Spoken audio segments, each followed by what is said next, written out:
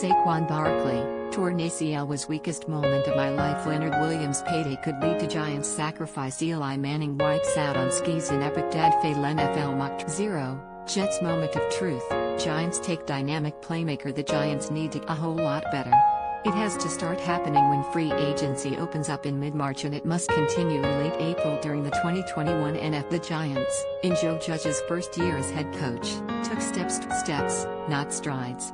They are getting closer, but they are really only moving into the vicinity of where they need to be to regain their footing as a franchise. Where do they need to be? Well, why bother to field the team unless all movement is geared toward winning a Super Bowl? The final four teams in the playoffs this past season, the Packers, Bills, Buccaneers and Chiefs, finished 1, 2, 3 and 6 in the NFL in scoring, averaging between 31.8 points and 29.6 points a game. The Giants? They were 31st, at 17.5 points a game. End of presentation. Their defense is imperfect, but fully functional, in need of more Their offense at times was barely functional. Plenty, but not all, of the ineptitude can be traced back to Saquon Barkley's knee injury, which ended his season. On offense, the Giants need more speed, more talent, more explosive plays, more creativity, more power, more moxie, more everything. They are committed to Daniel Jones at quarterback heading into the upcoming season, so they need to provide for him what the organization could not give to Eli Manning down the stretch of his career: a speedy wide receiver, a quality starting right tackle. Barkley's return to inject that into the offense, and it will be a productive offseason. Continue to fortify the defense, and the Giants could have something cooking. Here is an offseason playbook for the Giants to follow. In-house free agents. Of the 15 unrestricted free agents, not all are created equal. The critical decision comes at the interior of the defensive line, where Leonard Williams had a breakthrough, career best season, and Dalvin Tomlinson once again was his durable and steady self. The Giants have to keep one eye open as far as resigning Dexter Lawrence down the road, but he has 2 years remaining on his rookie deal, and then there is the 5th-year option, so he is not an immediate. But the integrity of the defensive line must be kept intact. Williams, career high 5 sacks, blossomed and must return. Period. End of story.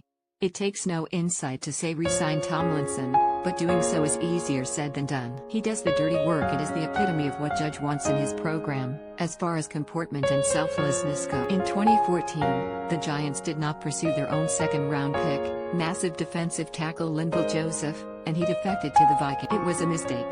The same decision is here now with Tomlinson, but with the salary cap dropping by as much as $18 million this year, the timing could very much work against. None of the Giants' other free agents is someone they must resign.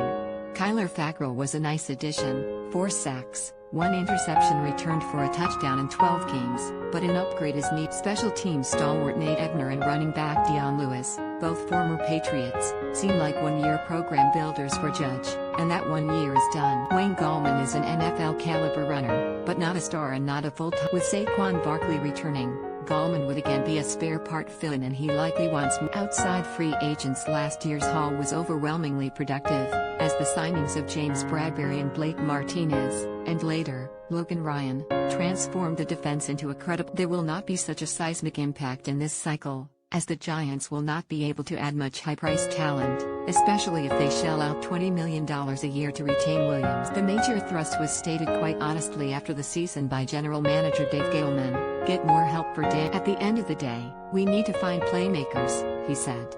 That's all there is to it. I'm not sugarcoating it. We're going to find the right guys to help Daniel get us over that hump. The need for a number 1 wide receiver is glaring. Sterling Shepard is a solid starter, but remains more of a complimentary piece. Darius Slayton is talented, but he did not build much off his promising rookie year and would benefit from having someone lined up on the other side capable of commanding special attention from the opposing. Golden Tate, if he is not a cap cut, is on the downside of his career. The big-name receivers, Allen Robinson, Chris Goodwin, Kenny Golladay, might not make it to free agency and will be too costly even if they do. The best option here is to bring in a useful piece without breaking the bank. Answer: Kurt. The 24-year-old is coming off a career-best 77 receptions for 851 yards for the Patriots. Plus, he is a dual threat. He was used for 41 designed runs, offering versatility to any effect. Gettleman knows him well. When he was Carolina GM, he selected Samuel out of Ohio State in the 2nd round of the 2017 draft. Samuel is a product of Erasmus Hall in Brooklyn, meaning this would be a homecoming for Samuel, at 5'11", would not address the need for a taller target. Corey Davis, 6'3". Davis has underachieved since the Titans made him the number 5 overall pick in 2017, with 202 receptions for 2,812 yards and 11 touchdowns in 54 games. The Titans did not pick up his fifth-year option. Perhaps the Giants believe they can unlock his improving the offensive line, or have you heard this before?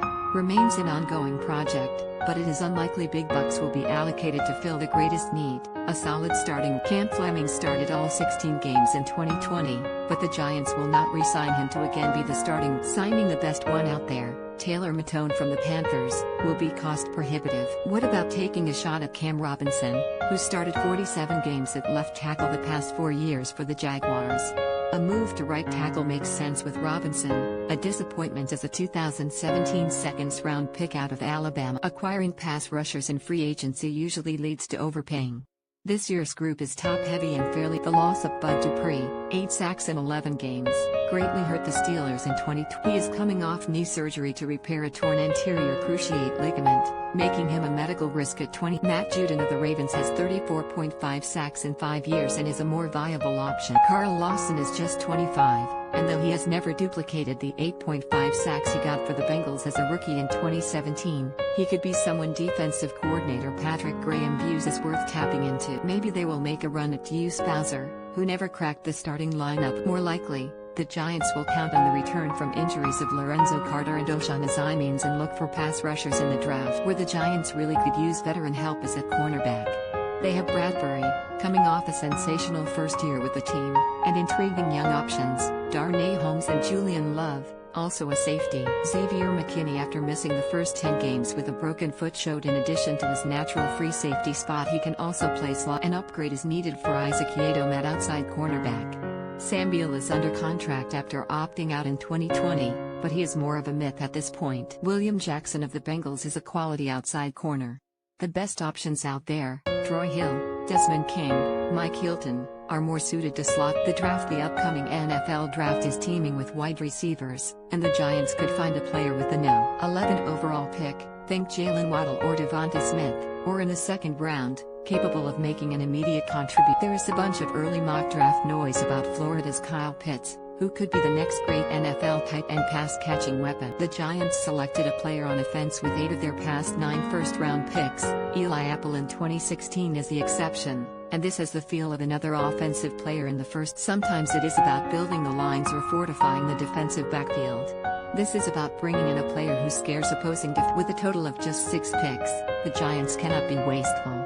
Size-speed cornerbacks are always useful, as is adding as much depth as possible on the offensive line. They used 3 picks in 2020 on a coaching. Joe Judge did not change any of his coordinators and made just minor alterations to his. Heading into the second year of his system, the Heat is on offensive coordinator. Losing Barkley so early was a blow, to be sure, and perhaps Garrett never fully trusted his rebuilding offensive line in criticals. The lack of pre-snap motion in his weekly plan was glaring and not in keeping with the trends in the league. The evidence Garrett can scheme his targets open was not impressive.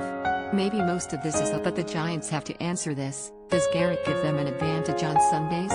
If the plan works and Garrett has more talent at his disposal, the answer needs to be in the affirmative for this